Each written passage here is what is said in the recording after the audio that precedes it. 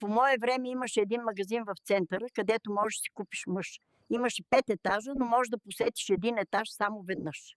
Колкото по-нагоре се качваш, толкова по-висока е цената на.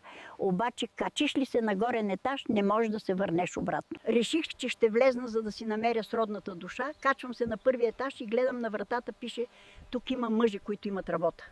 Това звучеше добре, но си казах, че искам да видя горния етаж. Качвам се, а там на вратата пише: тук има мъжи, които имат работа и са грижовни. Казах си, айде да проверя и горния етаж. Качвам се, а там пише: тук има мъжи, които имат работа, грижовни са и са невероятно красиви. Замислих се, но не издържах и се качих на 4-ти етаж. Там пишеше: грижовни, добре платени, невероятно красиви, романтични и помагат вкъщи.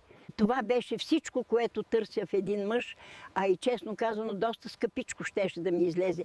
Но мисълта, че има още. Един етаж не ме остави на мира и реших да посетя и последния 5-ти етаж. Качвайки се на последния етаж, гледам, че няма табелка на вратата. Зачудих се и директно влязох. Чу се глас от колоните, който каза: честито!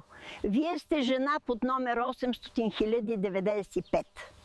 Този етаж съществува единствено като доказателство, че жените не може да бъдете задоволени.